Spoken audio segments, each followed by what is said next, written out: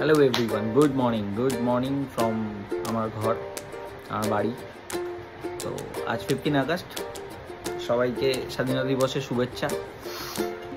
আমি, আমার ওয়াইফ, আমার বন্ধু তার ওয়াইফ মিলে আমরা ছোটো একটা রাইড প্ল্যান করেছি। তো আমাদের লেট হয়ে গেছে, আমরা অনেকটাই লেট হয়ে গেছি উঠতে, কারণ আমরা অনেক দেরিতে ঘুমাই।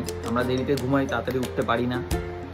তো আজকে কষ্ট করে যেভাবে হোক উঠেছি, রাইডটা প্ল্যান করেছি, যেহেতু অ্যারেঞ্জ করেছি একটা ছোটো রাইড। সো চলো, এই বলেই আজকে ব্লগে স্টার্টিং করছি।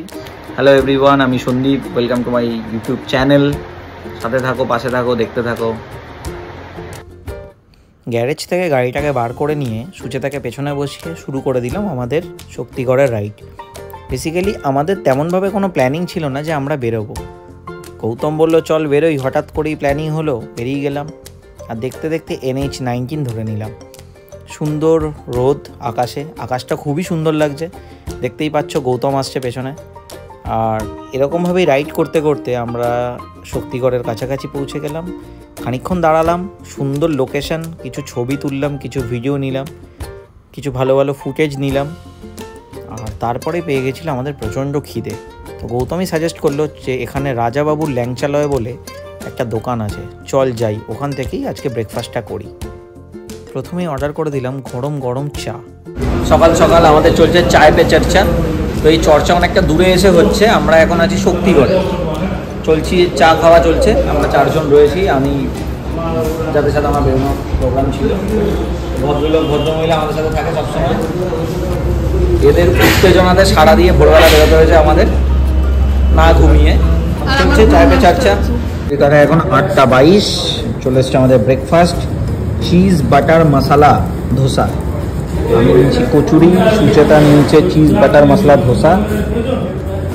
সাউথ ইন্ডিয়ান প্রেফার করে ভাজা ভুজির থেকে বেশি।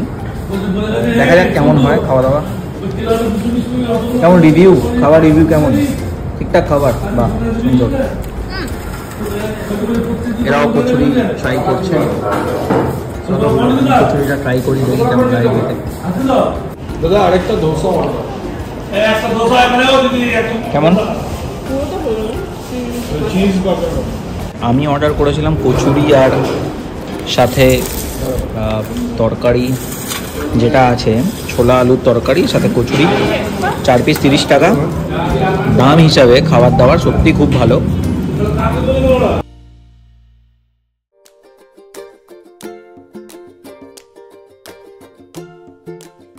খাওয়া দাওয়া কমপ্লিট করার পরে আমাদের মিষ্টি অর্ডার করা হয়েছে, সীতাভোগ, মিহিদানা, আর যেটার জন্য শক্তিগড় ফেমাস, ল্যাংচা। দেখা যাক খাবার কেমন হয়। অবভিয়াসলি ভালোই মনে হচ্ছে, কারণ বাকি যা খাবার খাওয়া হয়েছে প্রত্যেক কটা খাবার কোয়ালিটি আছে, খাবার ভালো। আমার ফেভারিট খাবারের মধ্যে সীতাভোগ অন্যতম। সীতাভোগ আর মিহিদানা নেওয়া হয়েছে। সীতাভোগ রয়েছে, সীতাভোগ। আমি যেটা খাচ্ছি সেটা একটু মিহিদানা। খাবারের কোয়ালিটি খুবই ভালো, মিষ্টি, কম মিষ্টি, যেটা আমি পছন্দ করি, একটু কম মিষ্টি হবে, পারফেক্ট।